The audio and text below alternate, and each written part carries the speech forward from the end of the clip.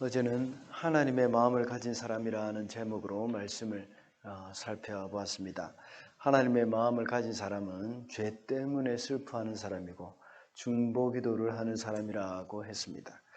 오늘 본문에서도 계속해서 하나님의 심판에 대해서 말씀을 하고 있습니다. 지금까지 살펴본 에스겔서를 각 장별로 잠깐 한번 정리를 해보겠습니다. 1장에서 하나님께서 에스겔을 부르실 때에 이 환상이 있었습니다. 이 바퀴 달린 생물 위에 생물 위에 보좌가 있었는데 그 보좌에 앉으신 하나님이 계셨습니다. 그리고 2장에 보면 하나님이 에스겔을 선지자로 부르시면서 두려워하지 말 것을 말씀을 하셨습니다. 3장에는 계속해서 사명을 주시는데 에스겔을 이스라엘의 파수꾼으로 비유하셨습니다. 4장에 보면 예루살렘이 포획될 것을 말씀하셨습니다. 그래서 식량과 연료가 없어서 아주 적은 양의 음식을 먹고 또 물을 마셔야 했습니다. 그리고 또 쇠똥에 떡을 구워서 먹으라고 명령하셨습니다.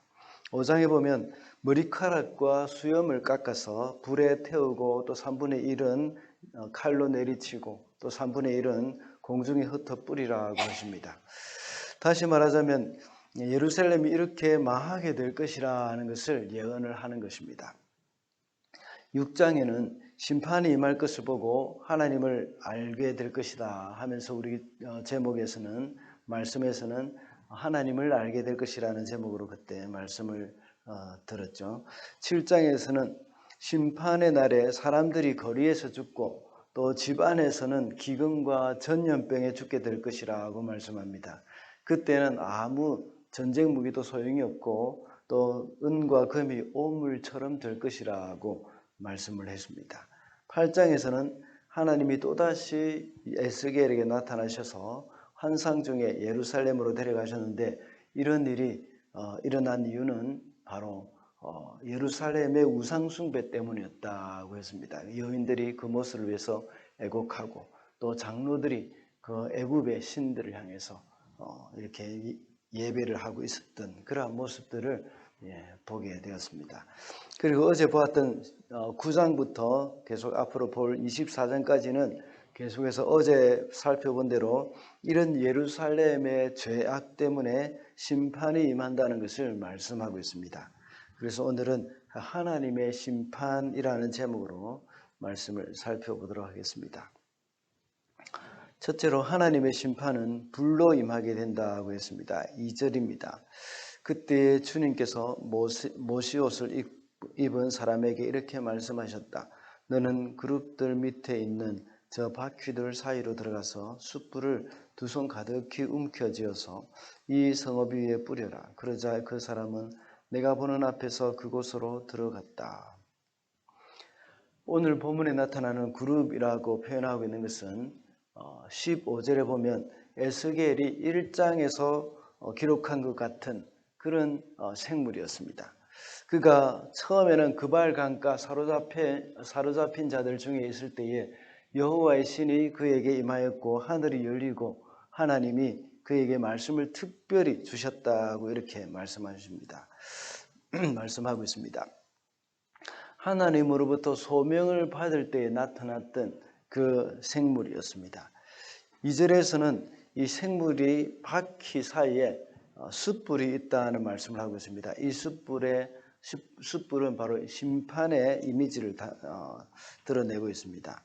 하나님은 소멸하는 불로서 죄악으로 가득한 그 예루살렘을 소멸해 버릴 것을 미리 이렇게 에스겔에게 말씀하고 있는 겁니다.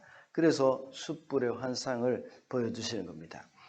2절에 보면 숯불을 2손 가득히 움켜쥐어라고 했는데 이 말은 숯불을 가득히 채우라는 그 말씀입니다.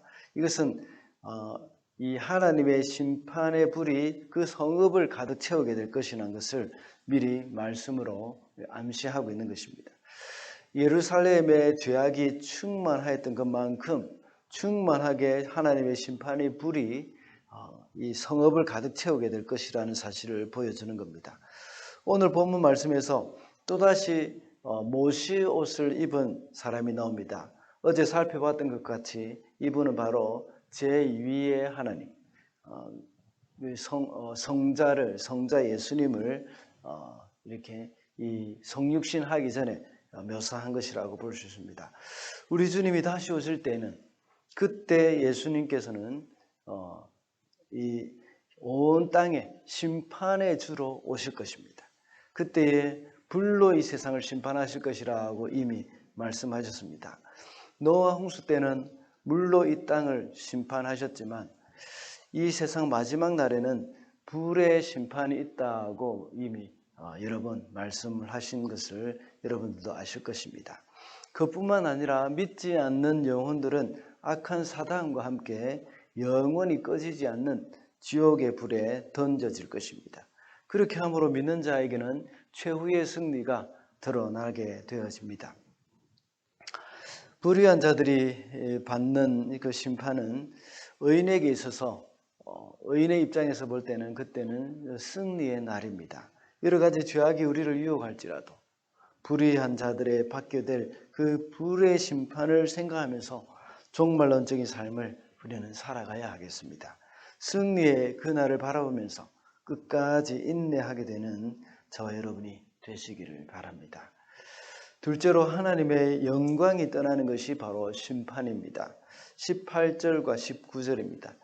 주님의 영광이 성전 문지방을 떠나 그룹들 위로 가서 머물렀다. 그룹들이 내가 보는 데서 날개를 펴고 땅에서 떠올라가는데 그들이 떠날 때에 바퀴들도 그들과 함께 떠났다. 그룹들은 주님의 성전으로 들어가는 동문에 머무르고 이스라엘 하나님의 영광이 그들 위에 머물렀다. 처음에 솔로몬이 성전을 봉헌할 때는 그 성전에 하나님의 영광으로 가득했습니다. 이제는 예루살렘의 범죄로 인하여서 하나님의 영광이 지금까지는 거기에 가득했지만 하나님의 영광이 이제는 범죄 때문에 성전을 떠나가게 되었습니다. 주님의 영광이 성전의 문지방을 지났다는 말씀은 이제 바로 성전을 떠나는 모습이라는 것을 말씀하고 있습니다. 그리고 그룹들은 성전으로 들어가는 동문에 이르렀다고 했습니다. 동문은 바로 성전의 출입구이죠. 하나님의 영광이 성전에서 떠나갔다는 말씀입니다. 떠나고 있다는 말씀입니다. 성전에 하나님의 영광이 떠나고 없다면 그것은 성전이라고 할 수가 없죠. 앞서 8장에서 그 성전에 우상이 가득했고 우상 숭배가 있었기 때문에 하나님이 그 성전을 떠나셨다고 했습니다. 이 성전에서 하나님이 떠나고 안 계신다는 것은 바로 하나님의 영광도 더 이상 그곳에 머물지 않았다는 것은 정말 당연한 것입니다. 이스라엘 백성에게서 하나님의 영광이 떠났다는 그 자체가 바로 심판입니다. 이가봇이 되어버린 겁니다. 사무엘상 4장에 보면 블레셋과의 전쟁에서 엘리 제사장의 두 아들이 죽고 또 법궤도 빼앗겼다는 소식을 들었습니다. 그때 사무엘상 4장 21절에 보면 엘리의 아들 비느하스의 아내가 아기를 낳으면서 죽었습니다. 그럴 때에 하는 말이 이가봇이라고 말했습니다. 이 말은 하나님의 영광이 이스라엘에서 떠났다는 그런 말입니다. 홈리와 비느하스도 역시 하나님의 성전에서 온갖 죄악을 저지른 사람이었습니다. 이렇게 범죄한 자들에게 있어서 영광이 떠났다는 것은 그들에게는 이미 바로 심판이라는 겁니다. 하나님의 성전에 하나님이 떠났다는 것, 또 교회에 하나님의 영광이 떠났다는 것, 그리고 성도에게서 하나님의 영광이 떠났다는 것, 이런 것은 모두 그 자체가 심판입니다. 실제로 하나님이 떠나가신 예루살렘은 이제 완전히 파괴되고 말았습니다. 성전은 파괴되고 거민은 모두 죽거나 잡혀갔죠. 우리가 살아가는 동안 잘못할 수도 있습니다. 범죄할 수도 있습니다. 또 때로는 그것 때문에 하나님의 징계를 받기도 합니다. 그러나 하나님이 우리를 떠나가신다면 그것보다 더 비참한 것은 없습니다. 사울은 하나님의 신이 그를 떠났을 때 아주 비참하게 되었습니다. 개역 예정에서는 개역 한글에서는 야료하였다고 말을 합니다. 그 정도로 미친 사람과 같이 행동을 했다는 겁니다. 그 사실을 보아왔고 또 알고 있던 다윗, 그는 범죄한 후에 기도하기를 주의 성령을 내게서 거두지 마옵소서 하고 기도를 했던 것을 우리는 잘 알고 있습니다. 주님이 떠나시고 주님의 영광을 거두어 가시는 것은 그만큼 우리로 하여금 비참하게 만드는 것이기 때문입니다.